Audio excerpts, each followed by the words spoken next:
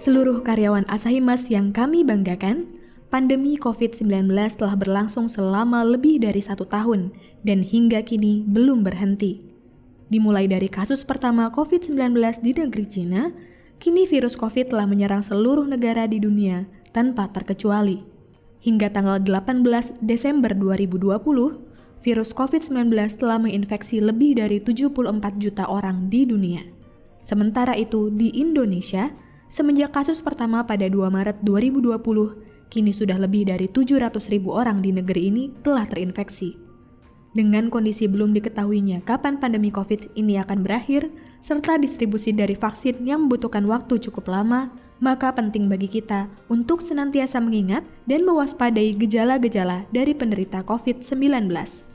Berdasarkan penelitian terbaru saat ini, diketahui bahwa masa inkubasi atau waktu dari paparan virus COVID hingga timbulnya gejala pada pasien COVID-19 adalah 3 hingga 13 hari. Organisasi Kesehatan Dunia atau WHO menyatakan, terdapat 3 jenis gejala yang dialami oleh penderita COVID-19. Gejala-gejala tersebut terbagi menjadi gejala umum, gejala yang jarang namun dapat terjadi, serta gejala serius. Mari bersama-sama kita kenali gejala-gejala tersebut. Gejala umum penderita COVID-19. 1. Demam. Demam merupakan salah satu tanda kunci dari infeksi virus COVID-19. Orang yang bersuhu lebih dari 37,3 derajat Celcius perlu diwaspadai terinfeksi COVID-19.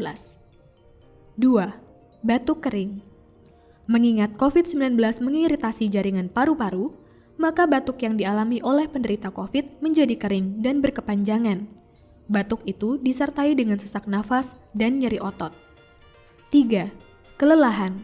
Berdasarkan penelitian, ditemukan bahwa kelelahan adalah gejala paling umum ketiga dari COVID-19 dengan 38,1% orang yang mengeluhkan gejalanya.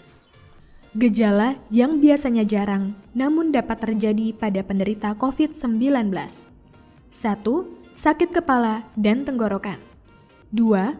Masalah pencernaan atau diare. 3. Kehilangan kemampuan untuk mencium bau dan rasa. 4. Konjungtivitas.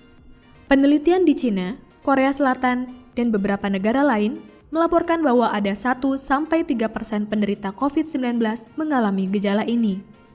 Gejala ini adalah kondisi di mana bagian mata yang berwarna putih akan tampak kemerahan disertai rasa gatal dan berair. 5. Ruam pada kulit atau perubahan warna jari tangan dan kaki. Gejala keadaan serius penderita COVID-19. 1. Sesak nafas. Sesak nafas adalah gejala umum COVID-19. Namun, kesulitan bernafas yang serius dapat menjadi tanda sindrom gangguan pernafasan akut yang bisa berakibat fatal. 2. Nyeri dada. Selain kelelahan, gejala jangka panjang yang dilaporkan yakni nyeri dada dan nyeri otot.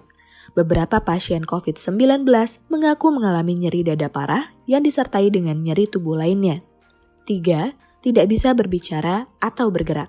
Selain dari 3 jenis gejala tersebut, kini para peneliti menemukan 2 jenis gejala baru yang juga dapat terjadi pada penderita COVID-19, yaitu 1. Delirium.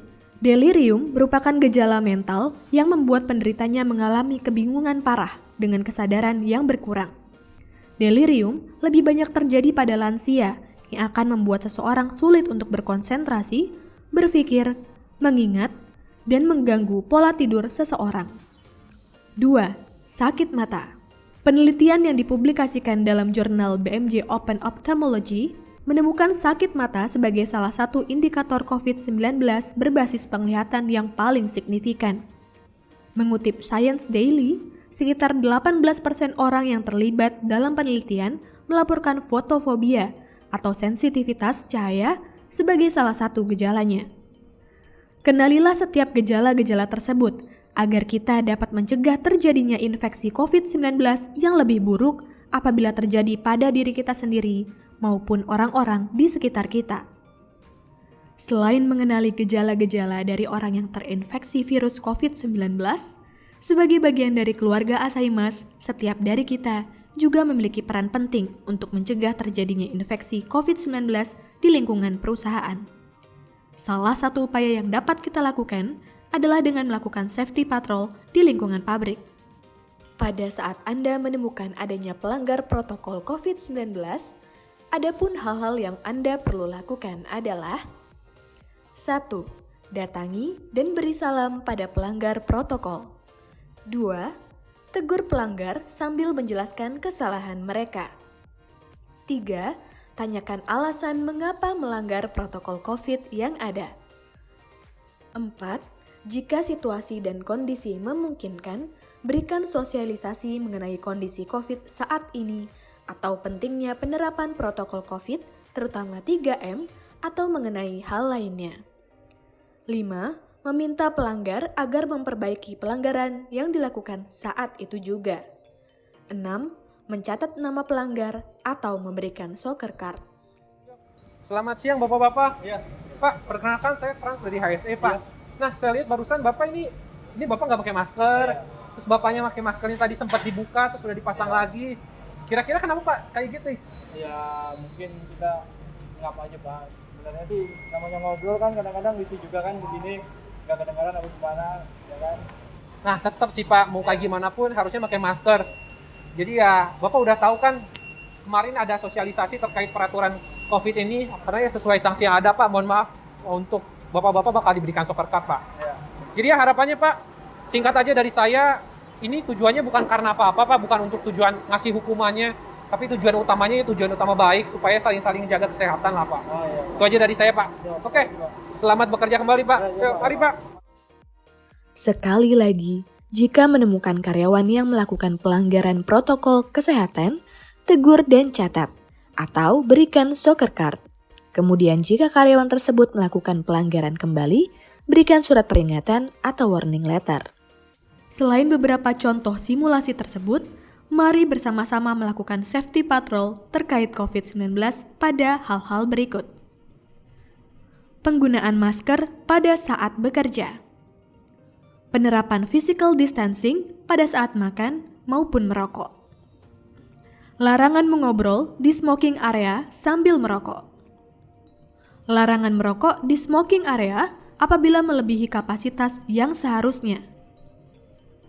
Beristirahat di restroom sambil mengobrol dan tidak menerapkan physical distancing. Tidak membuka jendela ruang kerja atau rest area pada saat siang hari. Serta ketersediaan hand sanitizer maupun sabun di tempat-tempat yang seharusnya, seperti di tempat absen, toilet, dan lain-lain. Selain melakukan safety patrol, setiap line leader juga diharapkan untuk memantau data elektronik check-sheet daily health status dari anggota departemennya masing-masing. Apabila terdapat anggotanya yang sakit selama 3 hari berturut-turut dengan gejala-gejala yang mengarah ke gejala COVID-19, diharapkan line leader agar memerintahkan anggotanya tersebut untuk segera berkonsultasi ke dokter dan melakukan rapid antigen untuk mengantisipasi kemungkinan infeksi COVID-19. Mari kita menjaga tempat kerja, rekan kerja, serta keluarga kita agar terhindar dari bahaya virus COVID-19. Bersama kita bisa. Ibu-ibu dan bapak-bapak rekan sekerja yang saya hormati, saat ini pandemi COVID-19 masih terus berlanjut. Bahkan sudah ada varian barunya dan dari info yang ada lebih mudah menular. Untuk itu mengenali dengan baik gejala COVID-19 dan menerapkan protokol kesehatan merupakan kunci penting untuk memutus rantai penularan COVID-19. Mari kita bersama-sama memperhatikan kondisi kesehatan dari diri sendiri, keluarga, dan juga rekan kerja kita, serta senantiasa menerapkan protokol kesehatan, terutama aturan 3M, yaitu memakai masker dengan benar, menjaga jarak, dan lebih sering mencuci tangan dengan sabun. Selamat bekerja, semoga kita selalu sehat dan selamat